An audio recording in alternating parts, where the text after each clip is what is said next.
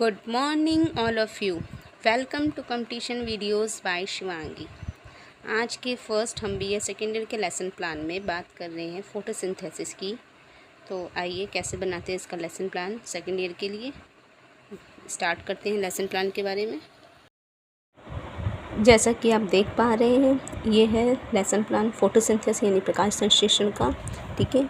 और ये है क्लास 8th का टॉपिक, ठीक है। 35 मिनट के टॉपिक में आपको बीएड सेकंड में जो लेसन प्लान बनाना है साइंस का, प्रकाश संश्लेषण यानी फिजिकल साइंस में, उसमें आपको क्या क्या लिखना होगा। जैसे पहले पाठ योजना है, फिर विषय विज्ञान का प्रकरण कक्षा 8 का ये टॉपिक है।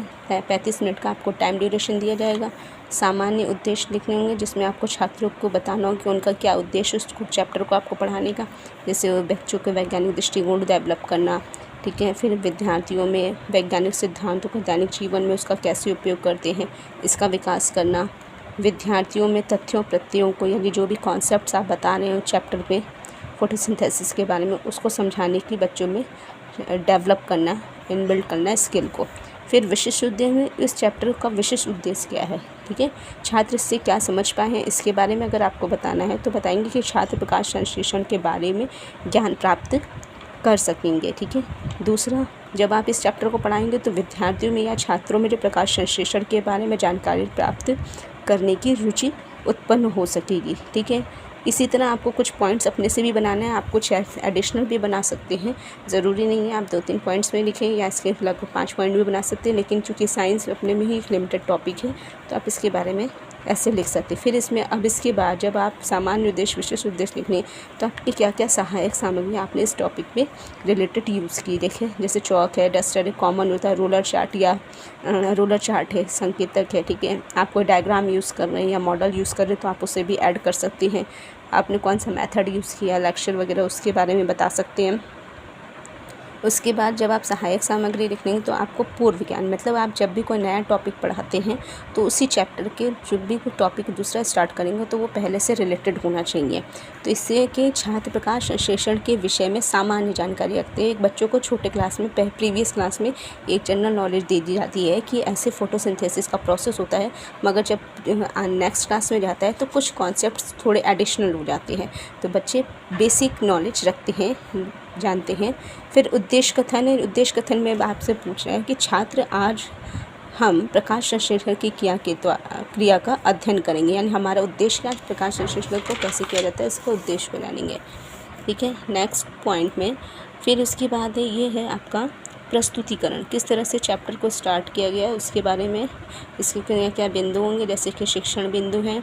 उसके बाद छात्र अध्यापक क्रिया, फिर छात्र अध्यापक क्रिया के अध्यापक की क्रिया जो मतलब कि जो मेंटर है, उसके बाद ये छात्रों की क्या उसमें रिएक्शंस था, आपने कौन सी विधि का प्रयोग किया, और सहायक सामग्री में आप जो भी रिएक्शन से या टॉपिक से रिलेटेड क्या होगा सहायक सामग्री शामपट का वो लिखेंगे, ठीक है। अब जैसे पहला हम टॉपिक स्टार्ट किया प्रस्तुतिकरण, प्रकाश संश्लेषण की प्रक्रिया क्या होती है। तो एक बेसिक बच्चों से कुछ कॉमन क्वेश्चन पूछे जाते हैं कि बच्चों का क्या IQ लेवल उसको जानने के लिए, ठीक है। जैसे क्या पौधे अपना भोजन स्वयं बनाते हैं, तो बच्चे रिस्पॉन्स करेंगे हाँ पौधे से अपना भोजन स्वयं बनाते हैं। ये प्रश्नोत्तर विधि हो गई आपकी, ठीक है। अभी यहाँ पे हम शामपट कार्य में कुछ भी नहीं ऐड करेंगे। फिर दूसरा क्वेश्चन भी इसी प्रकार है कि किस प्रक्रिया के द्वारा पौधे अपना भोजन बनाते हैं, ठीक है।